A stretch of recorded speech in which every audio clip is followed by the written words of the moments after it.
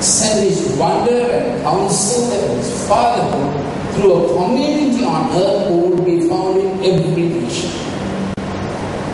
So Isaiah has many wonderful predictions. Isaiah lived in 730 BC. Here is one prediction of Isaiah from Isaiah chapter 9. Suppose you are reading the Bible for the first time and you are reading through this. Listen to this and see whether you will make any sense out of it. The gloom will not be upon her who is distressed. Isaiah chapter 9. As when at first he lightly esteemed the land of Zebulun and the land of Naphtali, afterwards more heavily oppressed her by the way of the sea. So there was a people who were very oppressed. There was a lot of gloom and distress. And this particular land was by the way of the sea, by a river called Jordan, in an area called Galilee.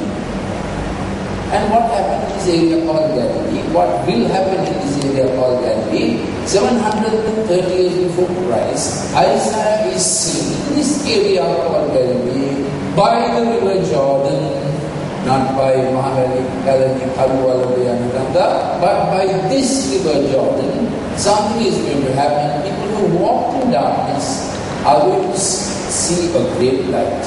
Those who dwell in the land of the shadow of death, upon them a light has shined. This is God's diagnosis of the human predicament. Out of darkness, gloom, oppression, living in the shadow of death. But in that situation, a great light is shining. What will that light do? Multiply this nation, this particular nation into which he is coming. He will multiply that nation, meaning people of that nation will take this light and go into many parts of the world. The light is going to multiply. When you say the light is going to multiply. And the light is going to increase in joy. And what kind of joy? They rejoice like the joy of harvest. At the same time, he is going to do some other things. He will break the yoke of his burden. He will break the staff of his shoulder. He will break the rod of the oppressor. Three different things that human beings used to harass others. The yoke of heavy burden of work. Few people get rich and the majority slaving, laboring. God will break it. Then some people having a staff that will harass others with their authority. God will break it. Then the rod of oppression, God will break it. How is this going to happen? A child is going to be born. Verse 6, unto us a child is born, unto us a son is given, and the government will be upon his shoulder, and his name will be called Wonderful Counselor, Mighty God, Everlasting Father, Prince of Peace. Now you are reading the Bible for the first time and you are saying, who is this? Then you come to the inevitable conclusion. Amazing. 730 years before Christ was born, he is being prophesied.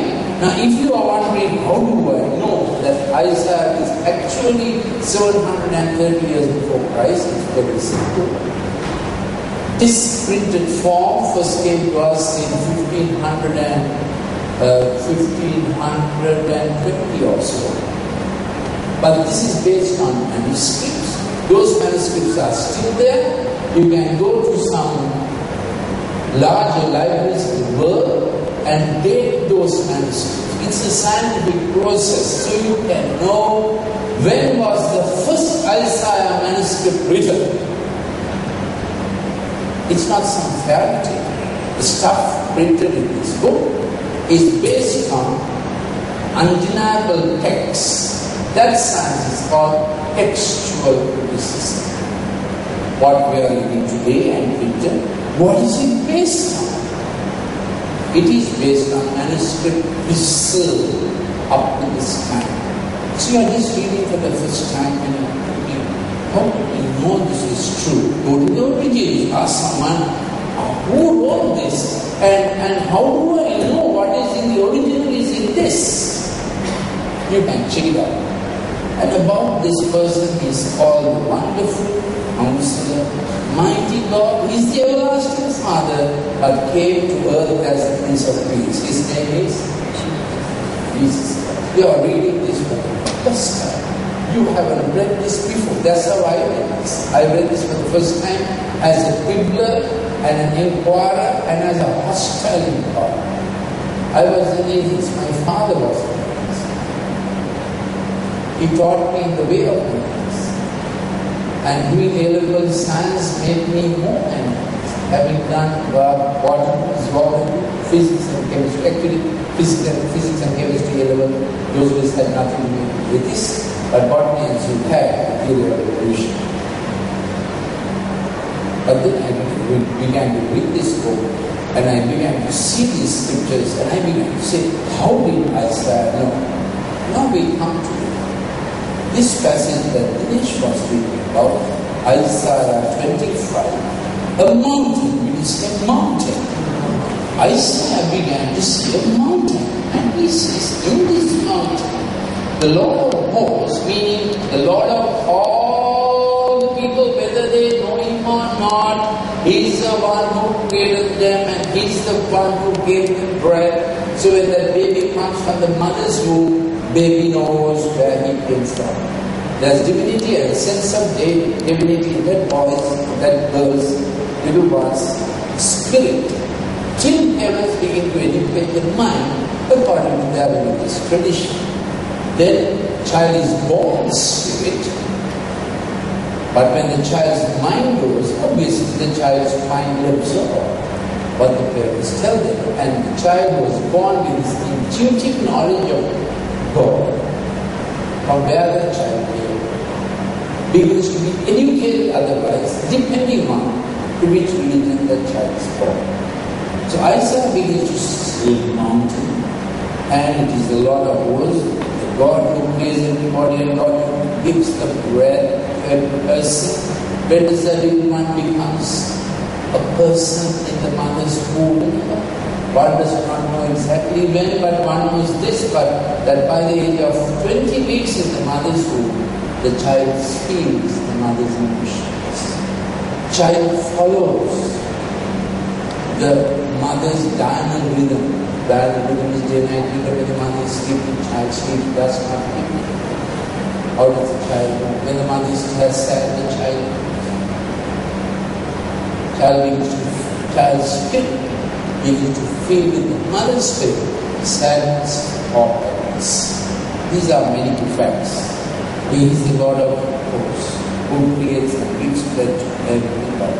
Before the breathing mechanism is set in, the spirit is already responding to the mother's spirit.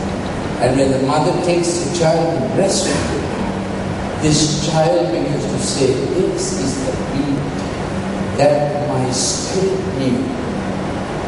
That's how the child first identifies the mother outside the womb. There will be the same beat. And that child has that same beat with God the Father. Till it is erased by the mental instruction the child will receive according to the whole promise the child gave. So Dinesh read to us that Isaiah was seeing this mountain and he mentioned that there would be wonderful choice pieces, a wonderful feast, a joyous time, many good things. Of course, it's a spiritual feast. Will you say it's a spiritual feast? Why is this happiness? Why is this spiritual feast? Because on this mountain, He will destroy the surface of the covering cast of all the covering. What's that covering doing? Hiding you from the best God has found. That's our mind. As our mind instructs us and we neglect the spirit, covering thickens. All human beings are in a scuba suit. Till the Spirit of God comes, you can't get to the person. Hovering shame, excuses, defenses. There are so many bad things that happen. You are in a hovering. Your mind is not hovering because of the instruction you have had. You don't know God will find. It's a covering. When you say it's a covering, you see darkly, but thank God for Jesus. This covering that is upon the heart of humanity, you fear to give your heart, even in marriage. You are wondering, then another depart, then another depart. So you give it to them, take it back, cover it. And sometimes you give it cover, just an insurance against injury. Keep cover, the covering. Because we can't trust, we have been wounded, so we cover. C-O-V-E-R cover and C-O-W-E-R cover in both ways. But what will Jesus do? He will, on this mountain, a particular mountain Isaiah is seeing, on that mountain, He will remove the covering. And the veil that is spread over all nations, cultures, different ways, different misunderstandings about who God is, what God will do. Some kinds of sacrifices go pleading and fearful to earth. Some kinds of sacrifices go, here is what I will give you if you will give me in return. Surely God is not willing to be negotiated like that. I will give you more. I will give you even more if you will please do this for me. And some of the pleases that people are asking, little things, visiting destruction on their enemies, sometimes on their relatives, when they can't share family inheritance. They fight each other in court and they fight each other in other amphitheaters of divine intrusion. Justice perfect. Where people are using supernatural evil influence to bear. Do these things happen? Do these things happen? Do these things happen? Do these things happen with educated people? Of course.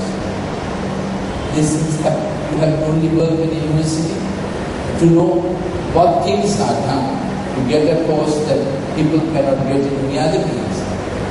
These things are invoked. But Jesus came, destroy the covering and the veil. Verse 8. This is Isaiah 730 years before Christ describing the day of resurrection. Today we remember the resurrection of our Lord Jesus Christ. We will shortly see, why did He die? If He is God, why did He die? Ask me if He is God. Why? He died to solve our death forever. He wanted to enter into the realm of death. If you want to evangelize Sri Lankan cricketers, then the closest way you can get there is to get into Sri Lankan cricket, isn't it? You have to be one of them.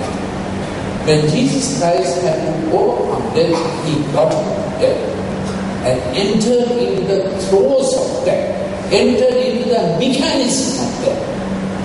Old Testament said, waves of sin is death. Jesus came just there. And the New Testament arose out of the tomb to say, the wages of sin is death, the gift of God is eternal life through Jesus Christ our Lord. Romans 6:20.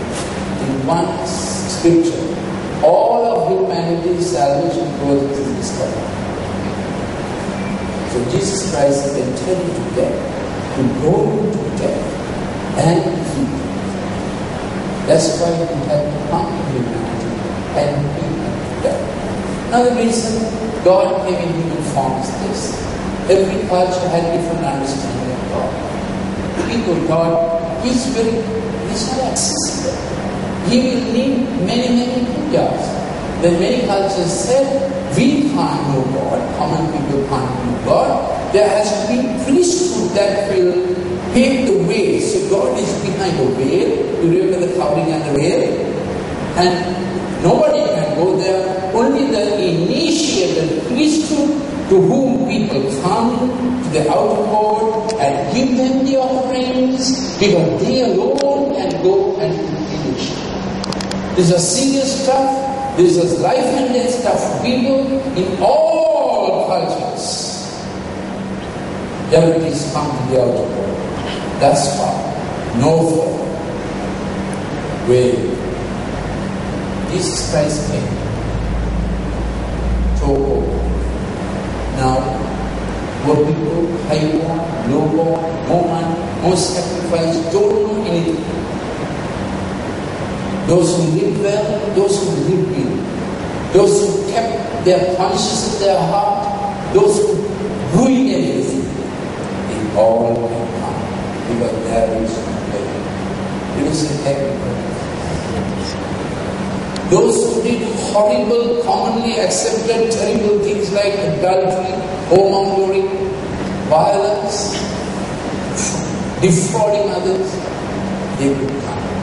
Those who did their sins injustices respectably, secretly, while being honored in public, they also will come.